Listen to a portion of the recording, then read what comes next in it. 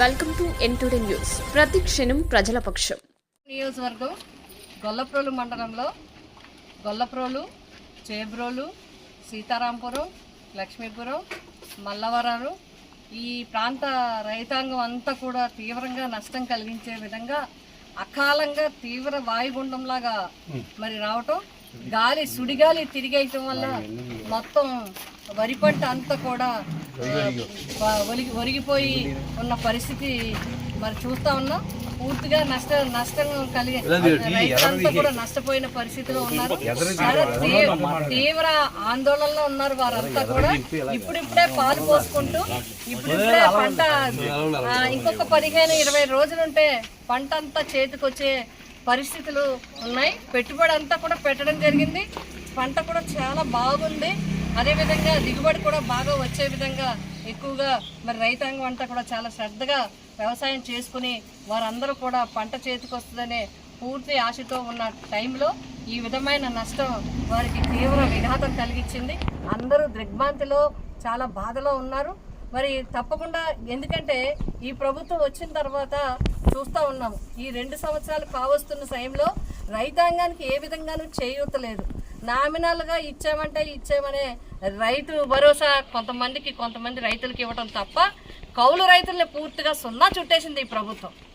ఇప్పుడు మీరు రాష్ట్ర వ్యాప్తంగా ఎక్కడైనా అడగండి, కౌలు రైతులు చేయకుండా అసలు పంటే పండదు. ఎందుకంటే ఎక్కువ మంది సొంత వ్యవసాయం చేయడానికి రకరకాల కారణాల వల్ల అందరూ కూడా గ్రామీణ ప్రాంతాల్లో ఉండే చిన్న రైతులు, చిన్న మధ్యతరగతి కుటుంబాలు అందరూ కూడా వారి జీవనం కోసం వ్యవసాయం పండించాలనే పట్టుదలతో వారందరూ కూడా పెద్ద రైతుల దగ్గర కౌలుకు తీసుకుని వ్యవసాయం చేస్తారు. కానీ కౌలు రైతులు మీరు కాడులో లేవు.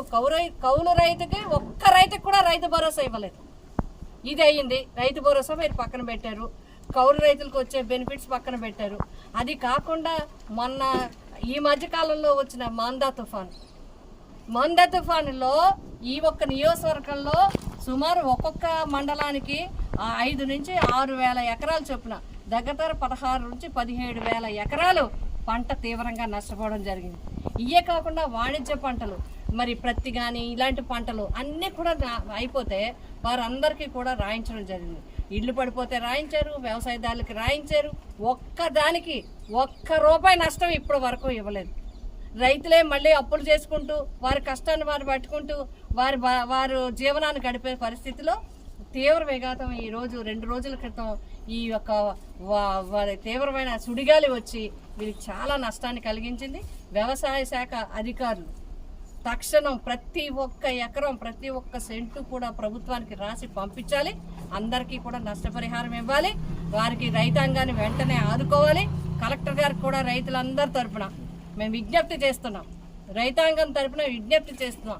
తక్షణం ఈ పంట నష్టపోయిన ఈ రిపోర్ట్ను వెంటనే ప్రభుత్వానికి పంపించి తగిన విధంగా వీరికి రక్షణ కల్పించే విధంగా, అదేవిధంగా మరి వీరి పంట నష్టం వచ్చే విధంగా మీరు చర్యలు తీసుకోవాలని చెప్పి మేమందరం కూడా కోరుతున్నాం.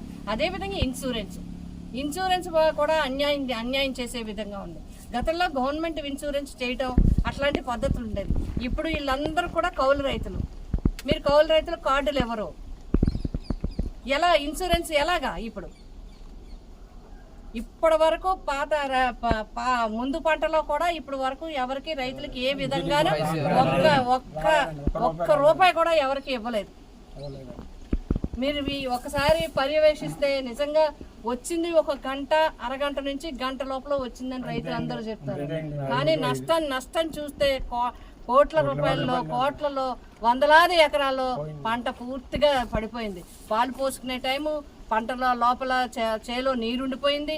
ఇవన్నీ కూడా చాలా ఇబ్బంది. ఇప్పుడు ఇది బయటికి తీయాలంటే రైతాంగానికి నెత్తి మీద విపరీతమైన భారం పడే పరిస్థితి. కాబట్టి తక్షణం ప్రభుత్వం ఆదుకోవాలి.